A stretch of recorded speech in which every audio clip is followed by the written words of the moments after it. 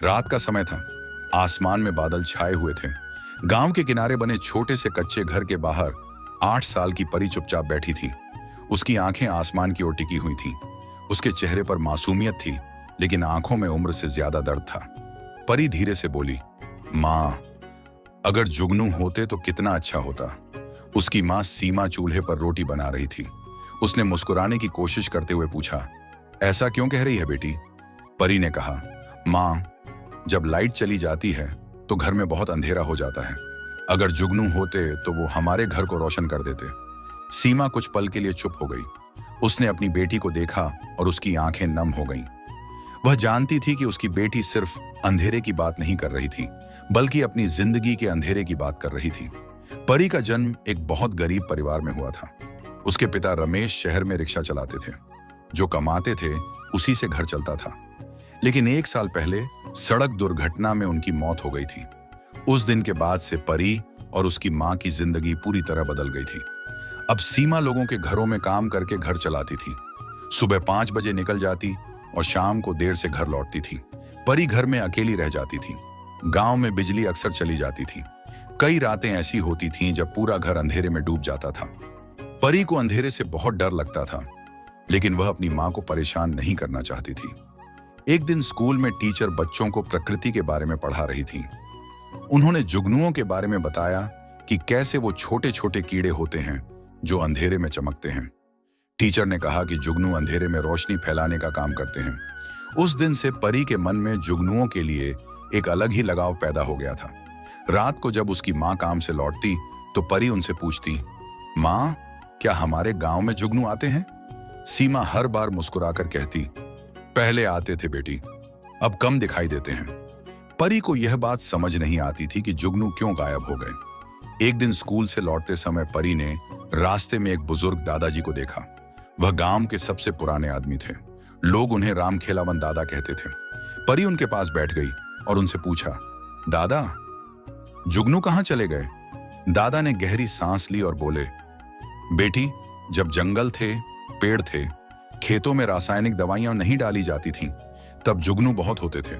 अब सब बदल गया है, इसलिए जुगनू भी चले गए। परी ने मासूमियत से पूछा, क्या वो वापस आ सकते हैं? दादा मुस्कुराए और बोले, अगर हम प्रकृति को बचाएंगे तो शायद वो वापस आ सकते हैं।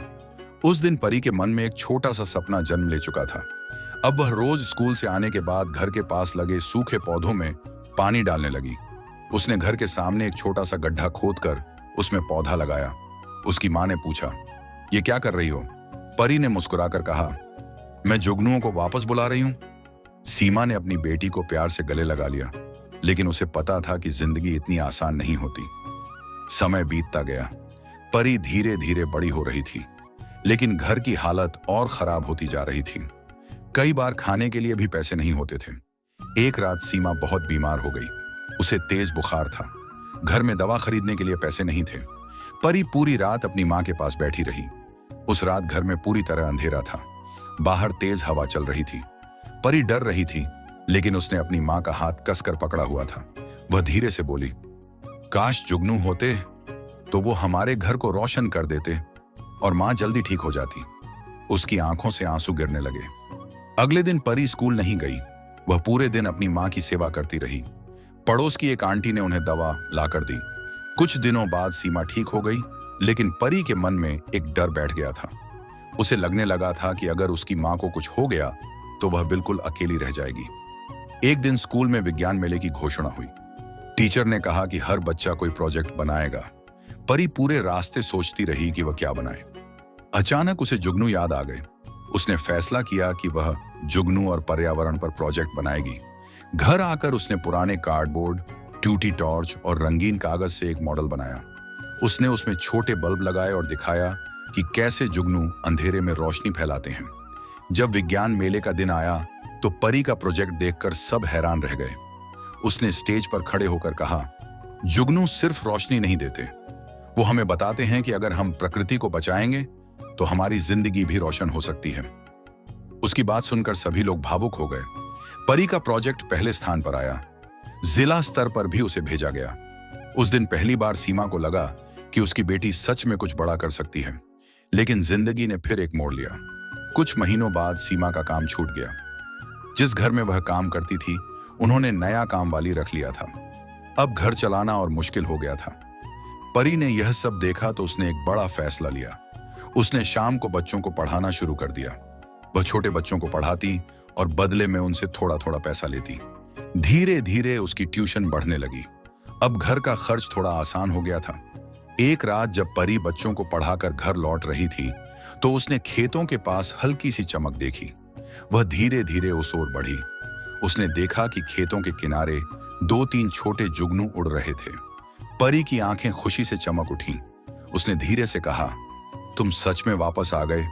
उस रात वह दौड़कर घर आई और अपनी मां को बाहर लेकर गई। उसने कहा, मां, देखो, जुगनू आ गए। सीमा ने भी उन छोटे छोटे जुगनुओं को देखा और उसकी आंखों में आंसू आ गए। परी ने मुस्कुराते हुए कहा, देखा मां, अगर हम उम्मीद नहीं छोड़ते तो जुगनू वापस आ जाते हैं। उस रात घर में बिजली नहीं थी, लेकिन फिर भी घर रोशनी से भरा हुआ लग रहा था। परी आसमान की ओर देखते हुए सोच रही थी कि जुगनू सिर्फ कीड़े नहीं होते, वो उम्मीद होते हैं। वो बताते हैं कि सबसे गहरे अंधेरे में भी रोशनी की एक किरण जरूर होती है। और उस छोटी सी बच्ची ने उस दिन समझ लिया था कि जिंदगी में चाहे कितनी भी मुश्किलें आईं, अगर दिल में उम्मीद जिंदा है तो हर अंधेरा एक दिन जरूर खत्म होता है।